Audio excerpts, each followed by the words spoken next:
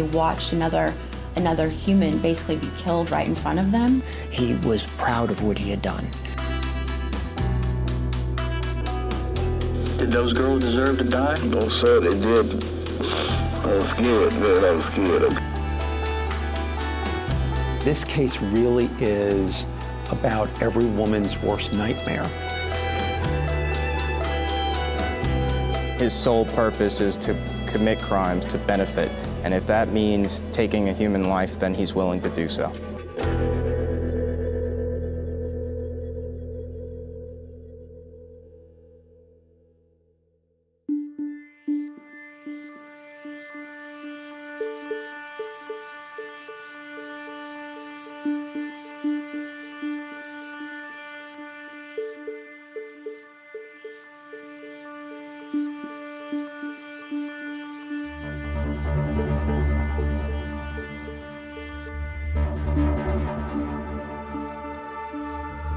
This case really is about every woman's worst nightmare.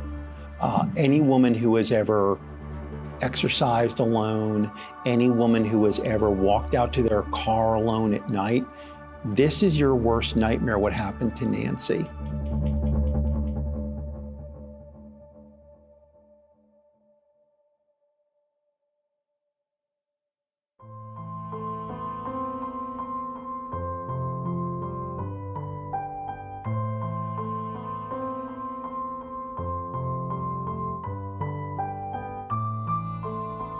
Every birthday, every anniversary, every Thanksgiving, every Christmas, there's an empty chair.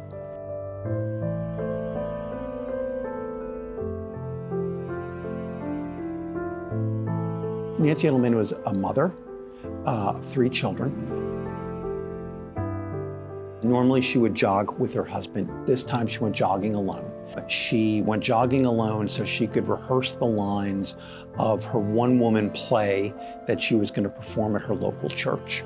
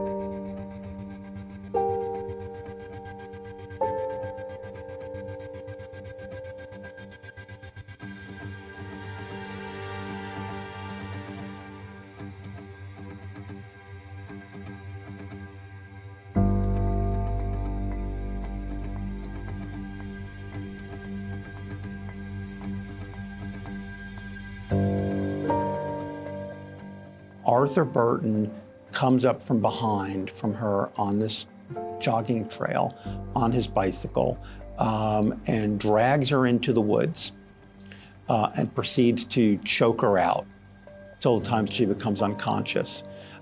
He then strips her bottoms and attempts to rape her. She struggles and she wakes up.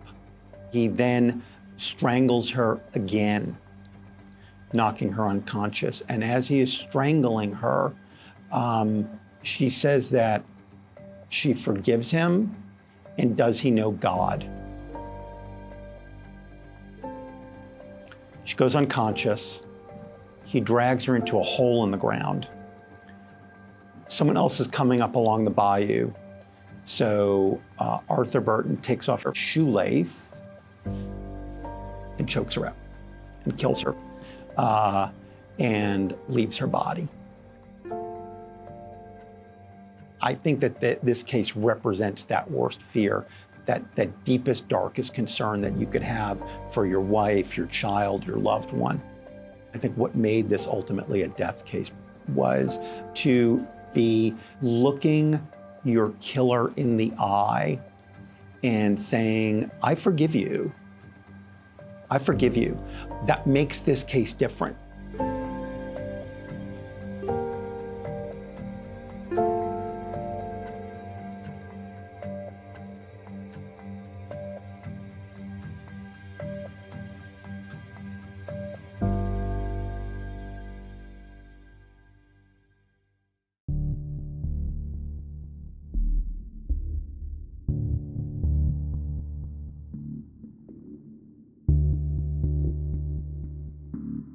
during closing argument, the prosecutors made an improper argument regarding if the jury returned a life sentence, when he could be eligible for parole.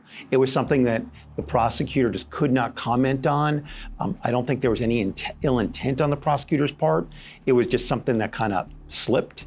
But the damage was done at that point. The office then decided, even though the punishment portion of the trial had been reversed, that the facts of this case were sufficiently heinous, that they were going to retry him for death.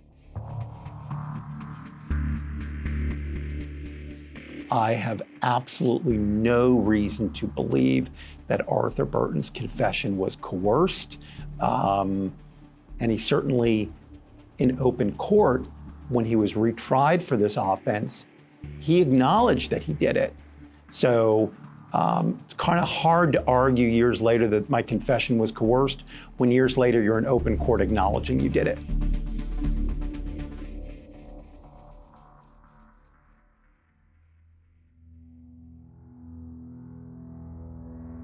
Arthur Burton is not the victim. He's on death row for a reason. Nancy's the victim. And it's time to bring this case to a close and to bring justice for her and her family.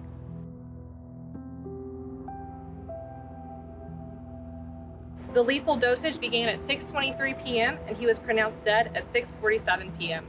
Burton was the third Texas death row inmate to be executed this year.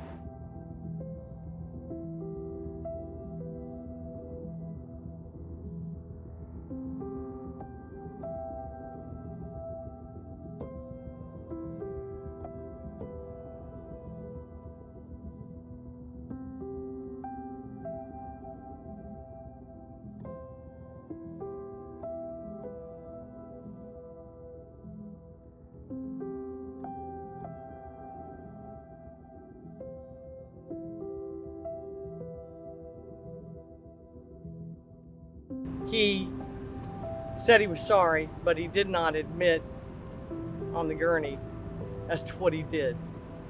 And I just can't tell you the impact that it makes on people's families. They're never the same. But after tonight, at least the justice process and all the legal fighting is over.